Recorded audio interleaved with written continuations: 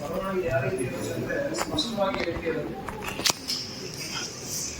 ಯಾಕೆಂದರೆ ಕೆಲವು ವಿಚಾರಗಳಲ್ಲಿ ನಾವು ಯಾಕೆ ಹೇಳ್ಬೇಕಂದ್ರೆ ಏನಿದೆ, ಏನೋ ಬರೆದಿರ್ತಾರೆ, ಏನೋ ಆಗಿರ್ತಾರೆ, ಏನೋ ಗಿಚ್ಚಾಕಿರ್ತಾರೆ ಅನ್ನೋ ಥರ ಇರಲ್ಲ. ನಾವು ಯಾವ ರೀತಿ ಒಂದು ಲೈನನ್ನು ಹಿಡಿದ್ರೆ ಸಂಪೂರ್ಣ ಮಾಡಿ ಮುಗಿಸ್ತೀವೋ ಅದೇ ರೀತಿ ಅಮ್ಮನವರ ಪ್ರಶ್ನೆಗಳು ಸುಧಾ ಈ ರೀತಿ ಸ್ಪಷ್ಟವಾಗಿರುತ್ತೆ. ಈ ಸ್ಪಷ್ಟತೆ ಹೇಳ್ಕೊಡ್ತೀವಿ ಅಂದರೆ ಏನಿಲ್ಲ, ಭೂತ ಭವಿಷ್ಯ ವರ್ತಮಾನದಲ್ಲಿ ಉತ್ತಮ ಅಧ್ಯಾಯಗಳ ಇರುತ್ತೆ. ಅಂದರೆ ಏನಾಗಿತ್ತು ಏನಾಗ್ಬೋದು ಅನ್ನೋದೇ ಅಧ್ಯಾಯ ಇದನ್ನು ನಾವು ಏನು ಮಾಡ್ತೀವಿ, ಓದಿ ತಿಳಿಸ್ತೀವಿ ಅಷ್ಟೇ. ನಾವೇನೋ ಅಂಜನ ಹಾಕೋದು, ಅವರೇ ಹಾಕೋದು ಈ ಥರ ಏನೂ ಇರಲ್ಲ.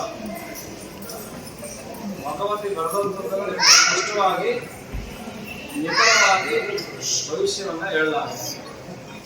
ನೀವು ನೋಡ್ತಾ ಇದ್ದೀವಿ, ಇಷ್ಟು ಜನ ಇದ್ದೀರಿ, ಕಾಯ್ತಾ ಕಟ್ಟೋದಾಗ್ಲಿ, ಈ ತಡೆ ಹೊಡೆಯೋದಾಗ್ಲಿ, ಏನಾರ ಆ ಥರ ಕ್ರಿಯೆಗಳಿಗೆ ನಡೀತಾ ಇದೆಯಾ?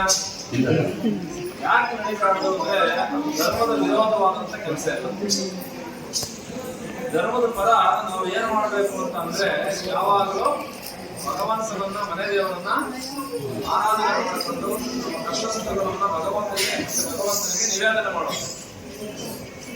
ಈಗ ಇವತ್ತು 48 ಪ್ರಶ್ನೆ ಆಗಿದೆ. 48 ಜನಕ್ಕೂ ನೋಡ್ಬೋದು, ಮೊದಲನೇ ಪ್ರಶ್ನೆ ಯಾರಿದ್ದೀರಿ? ಮೊದಲನೇ ಪ್ರಶ್ನೆ ಅದು ಮೊದಲ ವಿಚಾರಕ್ಕೆ ಸಂಬಂಧಪಟ್ಟಂತೆ ಅಂತ ಉಲ್ಲೇಖ ಬಂದಿದೆ. ಎರಡನೇ ಬಾರಿಗೆ ಆಸ್ತಿ ಅಂತಲೇ ಉಲ್ಲೇಖ ಇದೆ.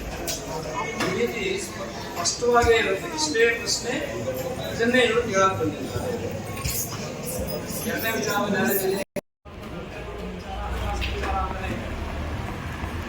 ಸ್ಪಷ್ಟವಾಗಿ ಇರುತ್ತೆ. ನಾವೇನೋ ಧ್ಯಾನ ಮಾಡಿ ಹೇಳ್ತೀವಿ, ಅದೇ ನಮ್ಗೆ ಆ ಥರ ಈ ಥರ ದೇವ್ರ ಮಹಿಮೆ ಬರುತ್ತೆ, ಅವೆಲ್ಲ ಏನಿಲ್ಲ. ನಾವು ನಿಮ್ಗಿಂತ ಸಣ್ಣವರಾಗಿರ್ಬೇಕು.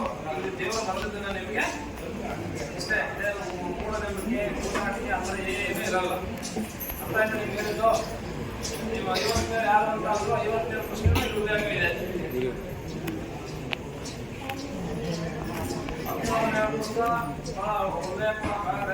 ಈ ಕುಟುಂಬ ಸಂಬಂಧಪಟ್ಟ ಎಲ್ಲೇ ಅಲ್ಪಾಯದ ಒಂದು ಸಾವಾಗಿದೆ ಅಂತ ಇದೆ. ಆ ಥರ ಉಲ್ಲೇಖಗಳು ಸ್ಪಷ್ಟವಾಗಿರ್ತದೆ, ಒಂದೇ ಥರ ಇರಲ್ಲ. ಬೇರೆ ಬೇರೆ